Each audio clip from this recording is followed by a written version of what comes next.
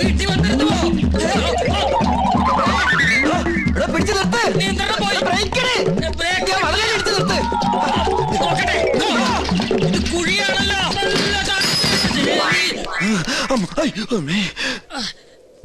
ചത്തിട്ടില്ലല്ലേ? ഇല്ല. ഇപ്പൊ ചത്തുപോയിരുന്നെങ്കിൽ ഞാൻ പറയുന്ന വിവരം കേട്ട് കൊട്ടാരത്തിലുള്ളവർക്ക് തന്നെ കൊല്ലാൻ പറ്റില്ലായിരുന്നു. അഗസ്ത്യ, ഒരു 50,000 ഉറുപ്പിക്ക് വേണ്ടി എന്നെ കൊലക്ക് കൊടുക്കരുത് കേട്ടോ. ഒന്ന് പിടിക്കുക. ഓട്ടോ അഗസ്ത്യ, കൊട്ടാരത്തിലേക്ക് പോകരുത് കേട്ടോ. നിക്ക. അഗസ്ത്യ, നോ പറയണതൊന്ന് കേക്ക. വേണ്ട. അയ്യോ, താനൊന്നും പറയണ്ട. കുറെ കാലമായി താനിത് പറയുന്നു, കുറെ കാലമായി ഞാനിത് കേൾക്കുന്നു. ഇന്ന് എനിക്ക് രണ്ടിലൊന്നും അറിഞ്ഞു പറ്റും. ഇത്രയും കാലം പറഞ്ഞ പോലല്ല, എന്തിനും പരിഹാരം ഉണ്ടാക്കാം. ഉറപ്പാണോ? ഉറപ്പാ. എന്നാ പോ. എടാ, തന്നോടല്ല, നമ്മുടെ വണ്ടി പോകാനാ പറഞ്ഞത്. ഒന്നുകിൽ താൻ കൊട്ടാരത്തിൽ നിന്ന് മോട്ടിച്ചേരാൻ തന്നെ കിരീടവും ചെങ്കോലും, അല്ലെങ്കിൽ താൻ അതിനായി എന്റെ കയ്യിൽ നിന്ന് വാങ്ങിച്ച 50,000 രൂപ എനിക്ക് ഇപ്പൊ കിട്ടണം. സാവകാശം വേണം. 10 ദിവസത്തെ സമയം തരണം. ദൈവത്തോർത്ത് സമ്മതിക്ക.